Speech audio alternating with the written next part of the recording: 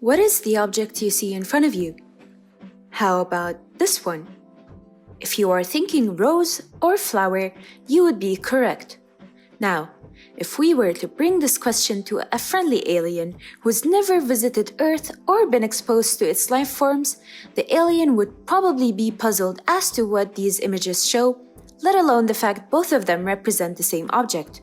So, how are you able to recognize this relationship between the two images? The answer is experiential familiarity.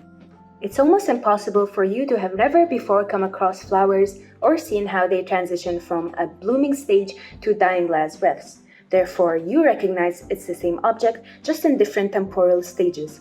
But you've never seen this specific flower, so why do you feel it's familiar, and how can you be so sure it is a rose? Plato tries to answer this question in his theory of forms. This theory proposes that we are all born with innate knowledge that derives from our soul's time in the world of forms, a place where objects are timeless, absolute, and unchangeable ideas. In this world of forms, we learned the true perfect form of a rose, which this image represents a mere example of. Plato's theory concludes that our perception of the world around us is imperfect and incomplete, as we can only observe imperfect and incomplete physical forms. Plato flirted with this idea again with his allegory of the cave, which narrates chained prisoners inside a cave with a fire lit behind their backs and people casting shadows with puppets and objects on the wall in front of them. These shadows, being the only thing the prisoners have ever seen, make up their version of reality. When one of the prisoners is finally freed and discovers the fire and the outside world, he realizes the shadows were an imperfect form of reality.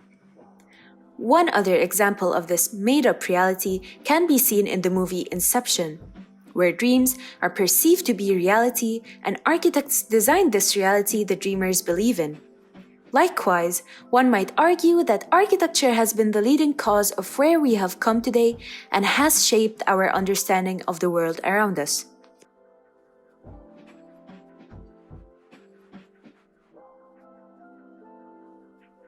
Just as water is shaped by its container, so does the user's perception by the environment around them.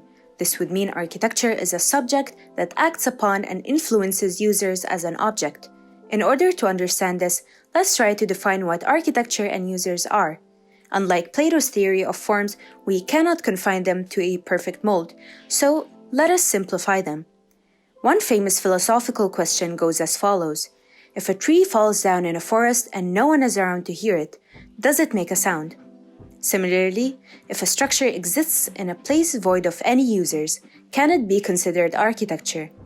The point of this thought experiment is to highlight the symbiotic relationship between architecture and its users. Simply put, as a subject, architecture provides a physical and metaphysical space for users to live, interact, and fulfill their needs. But the way this space around them looks and performs changes the user's limits and freedom. But to simplify the user as an object made of many different component parts functioning in relation to each other, you are inherently practicing reductionism and overlooking the unique qualities and needs of all the different kinds of users.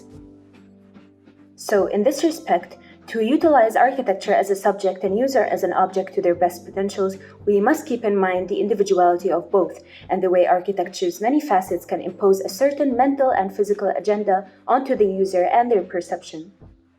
You design a prison cell to break a man's morals, or a palace to glorify a king, a ramp to include a wheelchair-bound user, or a staircase to exclude them.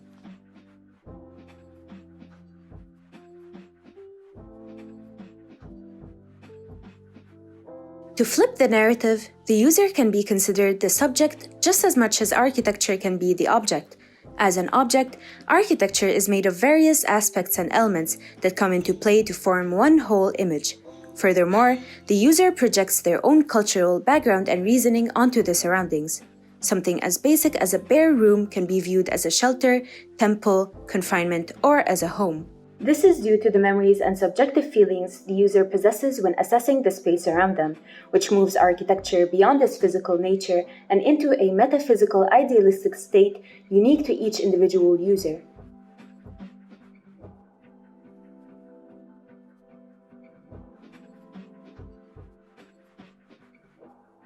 If we want to maximize the realization of architecture and users' power and influence on each other and the world around us, we must fully comprehend the relational functionality between them and see this relationship as a constantly spinning wheel where no one end can be found in order to be labeled as an absolute subject or object.